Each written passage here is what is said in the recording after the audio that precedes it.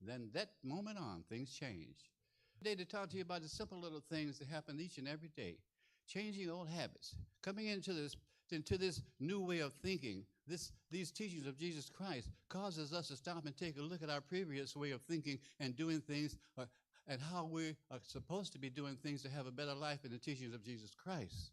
And this is what I'm here to do today, is to tell you what my struggles have been like, and I'm sure that you've had similar struggles yourself, because we're all human.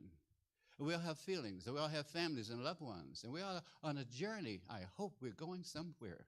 Because if you ain't on a journey going somewhere, then you're going backward, which is dying. And I didn't come to speak to a dead church. I came to speak to live people that's going somewhere. Oh, yes. The energy in this room is live energy. The energy in this room is the energy of Jesus Christ. The Spirit, the Holy Spirit is in here. All we have to do is be receptive. Open up to it. It's here. That's why I get so excited when I come. No matter what anybody else is doing, I'm here to get mine.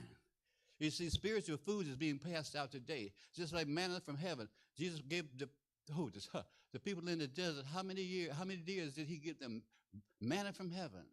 So you come to church, you get another type of manna. This manna lasts for a whole week, and then you can come back next week and get a refill. Oh, yes, that's what I hear today. They give you enough manna to last you for 1 week. That means you got to come back next week and get some more.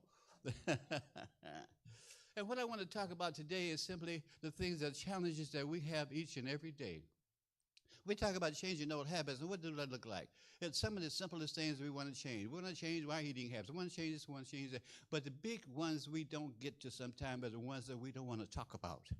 And that's the ones I want to come to you today, the ones that church people don't want to talk about sometimes. When I say church people, people that want to come to church and hear things that pleases them, but some people come because they don't want to hear the truth. Because the truth will cause you to stop and think and make some adjustments in your life.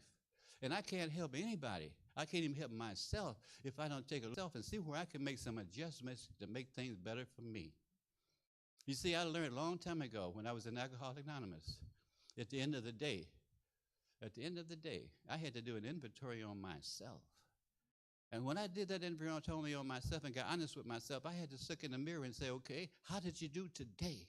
Did you live up to what you said you would do? How is your integrity about yourself? It ain't about you or you. It's about me. When I look in the mirror, I see the eyes of God looking back at me, and I got to give an answer to him. That's what I'm talking about this morning. Changing old habits ain't just talk. You got to walk the walk. As a friend of mine says, you got to pay. It ain't no free lunch. Michael Wickett said, you got to pay for it. Ain't no free lunch. It's going to cost something. And what it's going to cost you is some deep down-seated feelings and attitudes and actions that we've held on to for so long that we don't want to let them go. Because sometimes if we let these old habits go, we got to look at somebody in the face and say, you know what? All these years I was wrong, and I want to apologize to you. I'm sorry. You see, that's what growth is. That's what strength is. It takes strength to stand up after you've been down and ugly and mad and ugly for a whole year, a whole lifetime, or whatever it might be, to come to that person that you need to go to and say, hey, I was wrong. Please forgive me. You know what it's like to say you was wrong when you've got that big ego and you've been this and that all this time, big in church, big in the community, but there's somebody that you need to go to and say, I need to ask for your forgiveness. I did you wrong. And you'd be surprised how much it will free you. Like I said, I'm going to share my experience and I'm going to sit down. I had an uncle, my gentleman, and he was good to all of us. And I was going through some tough times. And he signed for me to get a loan for something or other. And I reneged on the loan. Can you imagine? And I'm working at Chrysler's every day and reneged on the loan. And I act like I just forgot it or whatever, because the person never said anything to me about it. Just kept on going, showing love.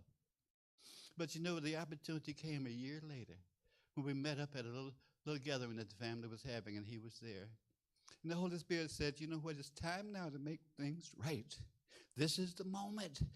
This is the moment. Don't let it pass you up. So I went up to Norman. His name was Norman, and I called him to the side. I said, Norman, I'd like to speak with you. We stepped outside, and I said, Norman, you've always been good to me. And I said, I want to apologize to you because you helped me out, and I reneged. You